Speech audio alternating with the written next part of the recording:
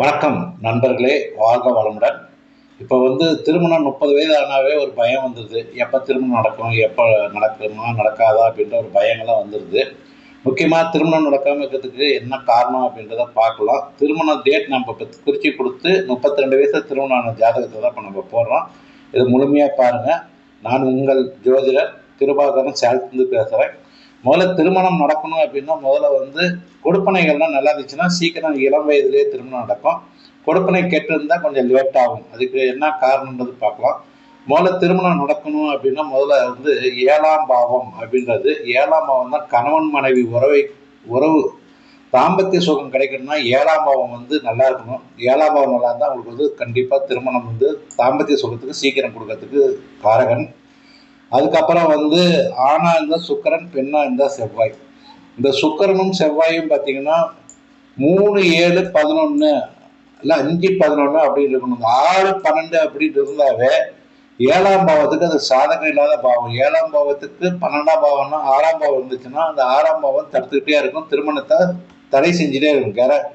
நம்ம ஜாதகத்துல நிறைய 6ஆம் பாவம் இருந்துச்சுன்னா திருமணம்லாம் செய்யக்கூடாது. வேலைக்கு போய் பொருளாதாரம் தான் கொடுக்கும், பணம் சம்பாதிக்க கூடாது. அதே மாதிரி சுக்கரனும் செவ்வாயும் பார்த்தீங்கன்னு பார்க்கணும். அதுக்கப்புறம் லக்ன கொடுப்பனை. லக்னம் தான் ஒரு மனிதனோட உடல் ஆரோக்கியம், குணம் இதெல்லாம் சொல்றது லக்னம். அதையும் நம்ம பார்க்கணும். அது கொஞ்சம் நல்லா இருக்கணும். அதுக்கப்புறம் 5ஆம் பாவம் குரு. ஒரு குழந்தை பிறக்கணும், தாம்பத்திய சுகத்துக்கோசரம் தான் முதல்ல திருமணம்லாம் செய்யறது. ஒரு குழந்தை பிறப்பு அடுத்த ஜென்ரேஷனுக்கோசரம் தான் திருமணம் நடக்கிறது. அது நடக்கணும்னா நமக்கு 5ஆம் பாவம் குரு நல்லா இருக்கணும். அந்த டைம்ல தான் நமக்கு திருமணம் நடக்கும். அதே மாதிரி இறை அருள். 9ஆம் பாவம்ன்றது இறை அருள், காட் கிஃப்ட். இறை அருள் இருந்தால் தான் நமக்கு திருமணம் சார்ந்த விஷயங்கள்லாம் நல்லா இருக்கும். அதுக்கப்புறம் 11ஆம் பாவம் மனநிறைவு, இனக்கவர்ச்சி. ஒரு புத்தி ஏதாவது ஒன்று நடக்கணும். அப்போதான் 11ஆம் பாவம் நல்லா இருக்கும்போது தான் நமக்கு மனநிறைவு, இனக்கவர்ச்சி எல்லாம் கிடைக்கணும். அப்படின்னா 11ஆம் பாவம் நமக்கு நல்லா இருக்கணும். அதுக்கப்புறம் பார்த்தீங்கன்னா தசா புத்தி. இப்போ நடக்கிற தசா புத்தி, தசை என்ன காட்டுது, புத்தி என்ன காட்டுதுன்னு பார்க்கணும். இப்போ வாங்க நம்ம ஒரு ஜாதக ஆய்வுல போகலாம். இப்போ பார்த்தீங்கன்னா இவருக்கு சந்திரன், செவ்வாய், ராகு, கேது இந்த கிரகம் தான் திருமணத்துக்கு சாதகமா இருக்குதுன்னா தசா புத்திகள். இந்த புத்தி வரும்போதே உங்களுக்கு திருமணம் செய்ய வைக்கும், வேற எப்பயுமே செய்ய வைக்காது. அதனால இந்த புத்தியோ அந்தரமோ வரும்போது கண்டிப்பா அதுக்கான சப்போர்ட் பண்ணும். அதே மாதிரி பார்த்தீங்கன்னா 6, 8, 12 அப்படின்ற சூரியன், புதன், சுக்கரன், குரு, சனி இவங்கெல்லாம் பார்த்தீங்கன்னா திருமணத்துக்கு பெருசா சாதகம் பண்ணல. ஓகே, இப்போ நம்ம ஒரு ஜாதக ஆய்வுக்குள்ள நம்ம போகலாம். இந்த பையனுக்கு பார்த்தீங்கன்னா இப்போ 33 வயசு, 5 மாதம் 16 நாள் காட்டுது. 31, 12, 1992 வியாழக்கிழமை பிறந்துக்கிறாரு. ராஜபாளையத்தில் உத்தரத்தாதி 3ஆம் பாதம், மீன ராசி, சிம்ம லக்கணம். இவங்க ஜாதகம் பார்த்தது 10/11/2021 10 மணி 29 நிமிஷம் 54 செகண்டுக்கு பார்த்துக்கிறாங்க. இந்த இடத்துல நம்ம குரு சனியை வச்சிருக்கிறோம். அதே மாதிரி லக்னத்தை காட்டுற அதே இது சந்திரன் சனியும் குருவும் காட்டும் போது நம்ம லக்ன புள்ளியை குரு சனி அப்படின்னு பார்த்து நம்ம டிகிரி வைத்து அப்படி மாற்றிடுறோம். பாரம்பரிய முறையில் பார்த்தீங்கன்னா சிம்ம லக்னம், 2ல் குரு, 4ல் ராகு, 5ல் சூரியன், புதன், 6ல் சனி, 7ல் சுக்கரன், 8ல் சந்திரன், 9ல் ஒன்றும் இல்லை, 10ல் கேது, 11ல் செவ்வாய். முதல்ல இது பாரம்பரிய முறையில் பார்க்குறது. இதை நம்ம அப்படியே டிகிரி வைஸாக எடுத்துடுறோம். டிகிரியில் பார்த்தீங்கன்னா சிம்ம லக்னத்தில் 23.46 டிகிரியில் பிறந்து ராஜபாளையத்தில் பிறந்துச்சுன்னா இது தனிப்பட்ட ஜாதகம், தனி மனிதனுக்கு மட்டும்தான் இப்படி இருக்கும். அந்த கட்டத்தில் பிறந்தவங்க, இந்தியாவில் பிறந்தவங்க எல்லாத்துக்கும் இதே தான். 2 மணி நேரத்தில் நீங்கள் சென்னைன்னு போட்டாலும் சரி, கல்கட்டான்னு போட்டாலும் சரி, மும்பைன்னு போட்டாலும் இவங்களுக்கு எல்லாத்துக்குமே கிரகம் இங்கே தான் இருக்கும். லக்னம் மட்டும்தான் 2 மணி நேரத்துக்கு இருக்க மாறும். மற்றபடி இந்த 2 மணி நேரம் பிறந்தவங்க எல்லாருமே இந்தியாவில் இருக்கிறவங்க எல்லாருமே ஒரே மாதிரி இருப்பாங்கன்னா இருக்க மாட்டாங்க. இந்த சிம்ம லக்னம் அப்படின்னு போட்டால். அதே மாதிரி இந்த கிரகங்கள்லாம் பார்த்தீங்கன்னா இதெல்லாம் மாதக்கோள்கள் எதுவுமே மாறாது. சந்திரன் மட்டும்தான் 2.25 நாளைக்கு ஒருக்கா மாறும். மீதி இருக்கிற கிரகங்கள்லாம் மாத கணக்கில் இப்படி தான் இருக்கும். இப்போ நம்ம டிகிரி வைஸாக நம்ம பார்க்குறோம். 1ஆம் பாவத்திலே குரு இருக்கிறாரு, 4ஆம் பாவத்தில் ராகு இருக்கிறாரு, 4ஆம் பாவத்திலே புதனும் சனி இருக்குது, 5ஆம் பாவத்தில் சனி இருக்குது, 6ஆம் பாவத்தில் சுக்கரன் இருக்கிறாரு, 7ஆம் பாவத்தில் தான் சந்திரன் இருக்குது, 10ஆம் பாவத்தில் கேது இருக்கிறாரு, 11ல் செவ்வாய் இருக்கு. இது பாவத்தில் இப்படி டிகிரி வைஸாக பிரிச்சோம்னா இப்படி வந்துடும்.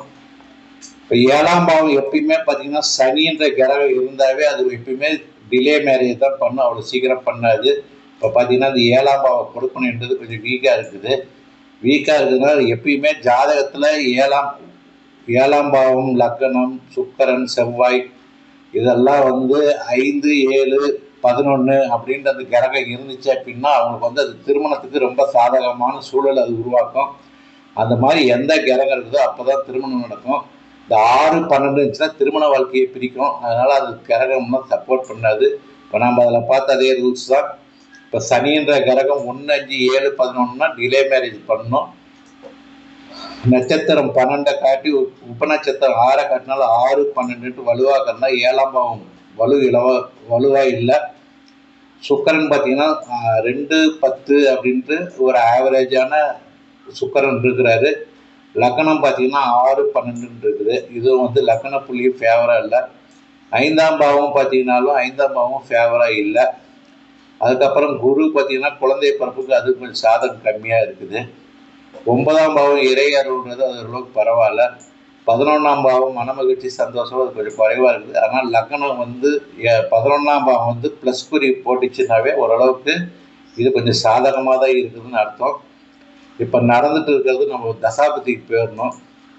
தசையை பார்த்தீங்கன்னா சுக்கர தசை வந்து 2023, 21, 11, 2003 ஸ்டார்ட் ஆகிது. 2043 வரைக்கும் இருக்குது. ஓட்டுக்கிறது சுக்கர புத்தி 21, 11, 2023 22, 3, 2027 வரைக்கும் இருக்குது. இவங்க அம்மா அப்பாவும் ரொம்ப நாளாக கவலைப்பட்டு அழுந்துகிட்டே இருந்தாங்க, என் பையனுக்கு எப்போ தான் கல்யாணம் நடக்கும்ன்ட்டு.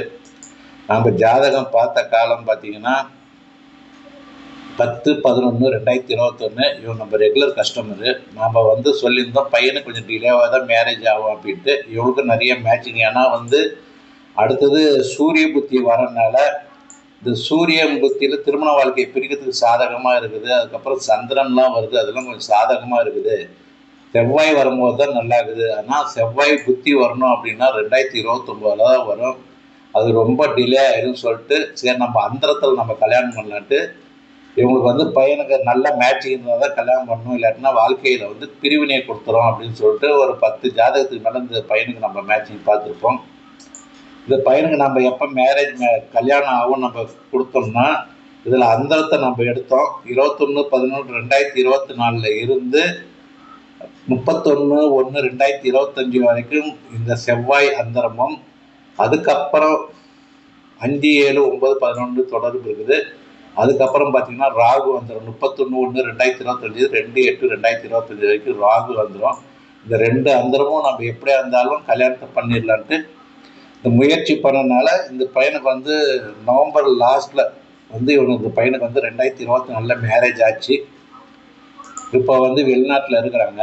ஓகே, இப்போ வந்து ஏன் டிலே ஆகுது அப்படின்னா இப்போ 2024 நவம்பர்னால கிட்டத்தட்ட 30, 32 வயசு ஆயிடுது.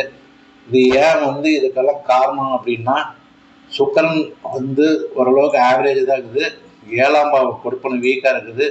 திருமணத்துக்கு சாதகமாக இருக்கிற புத்திகள் அப்படின்னு பார்த்தீங்கன்னா செவ்வாய் கொஞ்சம் வலுவாக இருக்குது. அதுக்கப்புறம் ராகு ஒன்று நல்லா இருக்குது. அதுக்கப்புறம் கேது நல்லா இருக்குது.